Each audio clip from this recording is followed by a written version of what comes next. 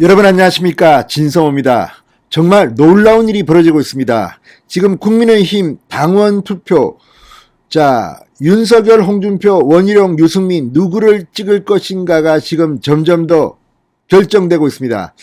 11시 30분 현재 50%를 돌파했습니다. 이건 정말 어마어마한 혁명과 같은 일이 지금 벌어지고 있습니다.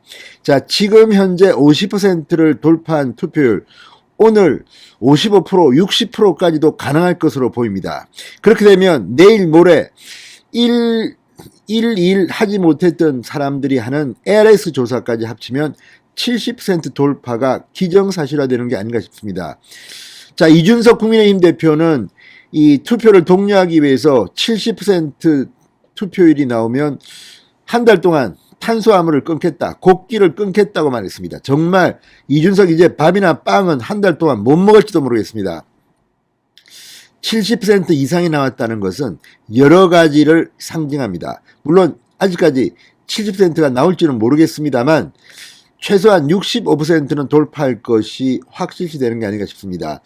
지금 국민의힘 지도부도, 국민의힘 당협위원장도, 국민의힘 당원들도 입을 벌리고 있습니다. 어떻게 50%를 이렇게 빠른 시간 내에 돌파하는가? 각 캠프는 지금 난리가 났습니다. 오늘 발표된 데일리안 이 여론조사 공정의 여론조사를 분석해보면 이렇게 될 경우 윤석열 후보가 상당히 큰 차이로 넉넉하게 국민의힘 대통령 후보가 되는 게 아닌가 하는 관측이 가능합니다. 물론 이 조사는 이 전화 면접 조사가 아니기 때문에 홍준표 후보의 득표율이 좀 더 올라갈 가능성은 있지만 뒤집기는 거의 불가능해 보인다는 생각도 듭니다. 지금 이번 국민의힘 당원 투표는 세대 간의 대결로 보인다고 언론들은 지금 분석하고 있습니다. 2030 세대 홍준표를 지지합니다. 6070 세대 윤석열을 지지합니다. 그런데 여론조사에 나온 이런 반응들이 당원 투표에는 어떻게 반영될까요? 신규 당원들이 이 27만 명 늘어났다, 또 2차 투표 이후 19만 명이 늘었다 이렇게 말하지만 그럼에도 불구하고 최종 국민의힘 당원들 연령별 비율을 보면 2030, 40 합쳐도 35%가 못 된다고 합니다. 반면 50, 60, 70의 합은 65%가 넘습니다. 그러니까 이렇게 투표율이 높다는 것은 새로 신규 가입한 2030 세대는 물론 60, 70 세대가 지금 엄청나게 투표하고 있다는 것을 반증하는 게 아닌가 싶습니다. 지금 2030, 40 세대가 많이 투표해서 홍준표가 될 것이라고 희망적인 생각을 하는 그룹도 있습니다. 그렇지만 조금 더 냉정하게 본다면 지금 오늘 공정의 여론조사는 국민의힘 지지층은 윤석열에 대한 지지가 57.4입니다. 24%포인트 정도 홍준표를 따돌리고 앞서고 있습니다. 물론 이게 그대로 당원으로 치환되는 건 아닙니다. 그렇지만 이 트렌드만 보면 엄청납니다. 반면 윤석열과 홍준표의 그냥 여론조사 차이는 0.8%포인트에 불과했습니다. 만약에 홍준표 후보가 이 당원 투표에서 한 10%포인트 정도로 이 윤석열의 지는 선전을 하고 여론조사에서 10% 이상 넓혀야만이 겨우 이길 수가 있습니다. 그런데 이런 일이 벌어질까요? 어쨌든 이렇게 높은 투표율, 지금 국민의힘이 잔치집이 됐습니다. 진성호의 직설 시작합니다. 방송에 앞서 아직 진성호 방송의 구독자가 아니신 분은 붉은색 구독 버튼 눌러주십시오. 더 좋은 방송으로 보답하겠습니다. 국민의힘에 따르면 오늘 오전 11시 30분 기준으로 해서 책임당원 모바일 투표율이 50.5%를 돌파했습니다. 선거인단 56만 9,059명 가운데 모두 28만 756명이 투표에 참여한 겁니다. 투표 첫날인 어제만 해도 투표율이 43.82%였는데 2시간 반 만에 50%를 돌파했습니다. 이건 상당히 충격적입니다. 한 6%가 11시 반까지 2시간 반 만에 찼습니다. 이런 추세라면 엄청날 것으로 보입니다. 6070은 모바일 투표에 약하고 뭐 디지털 마인드가 안 돼서 투표 못할 것이다. 저 사람들은 뭐 어떻다. 지금 인터넷 커뮤니티에는 참으로 놀라운 글들이 올라오고 있습니다. 60대 이상을 폄하하는 듯한 그런 표현들. 유시민이 과거에 했던 뭐 60대 이상은 뇌가 어떻게 되고 그러면서 뭐 60대 70대 투표 좀 안 했으면 좋겠다는 투의 글들이 올라옵니다. 이건 참으로 문제입니다. 홍준표 후보는 지금 나이가 몇 살입니까? 60대 넘었습니다. 이런 식으로 60대 70대를 폄하하는 2030 세대가 있다면 이거는 자신이 미는 후보를 욕하는 겁니다. 웃기는 이야기입니다. 지금 아무튼 홍준표 후보 지금 나이가 더 이상 안 하겠습니다. 그런데도 지금 60, 70 세대를 비하하는 듯한 발언들이 지금 특정 인을 위해서 이렇게 쓰는 일부 아주 극소수의 일부 네티즌들이 있다는 것은 참으로 실망스럽습니다. 자, 지금 이 2030과 6070의 세대 대결로 문화일보가 오늘 분석했습니다.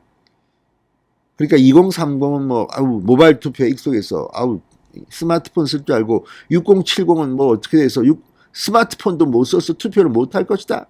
지금 이렇게 투표율이 높은 것은 다 젊은 사람들이 투표한 것이다. 이렇게 믿고 싶은 사람들이 있지만 현실이 과연 그럴까요?